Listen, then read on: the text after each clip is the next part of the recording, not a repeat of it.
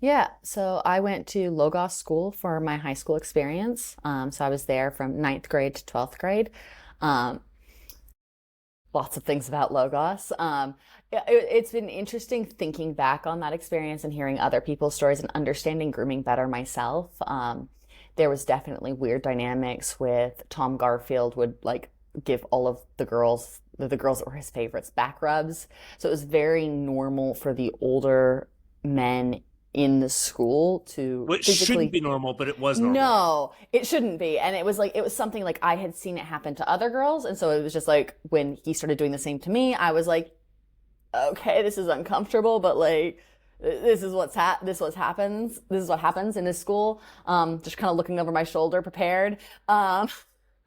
So then when Nance began grooming me when I was just after I turned 17 in my junior year is when that dynamic began.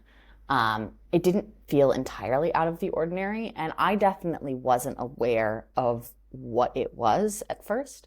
So Nance was my church doctrine and rhetoric teacher junior year of high school, and that year I had a free period and on it would have been Tuesday, Thursdays. And so I would go and sit in his classroom and study because it was quiet. And I was an avid student, wanted to get good grades, trying to get into uni, the whole thing. So I was studying in his classroom and he allowed me to do that. And over the course of that, we became friends. And that dynamic became closer and closer. And by the end of my first semester, he was like, he'd make excuses to touch me. First Um, semester of junior year, right? Junior year. So I turned 17 right at the beginning of my junior year, Okay. And then how began old is his Jim Nance class. at this time? He's 53, so it's 53 to 17. And I was younger than all of his children. Oh, so he was married with kids and 53 years old. Married with kids, and grandkids, actually. It was over He's a the four. grandpa.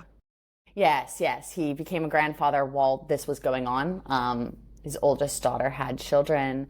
Um, his youngest son was the class above me, or two classes above me, I believe.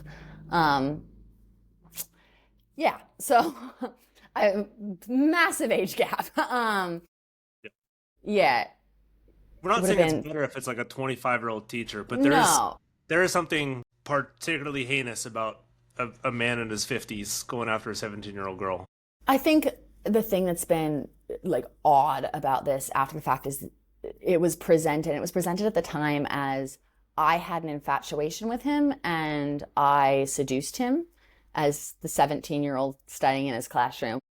Like my motivations were really obvious. My motivations were like I didn't want to be around the elementary students while I was studying so I could focus on my homework. That was my main motivation. And but it's been presented as I was like I had a crush on him, which if you look at him and you look at me, yeah, I don't think that this like little 17-year-old girl had a crush on the like grandpa but overweight with receding hair, gray hair. Yeah, no.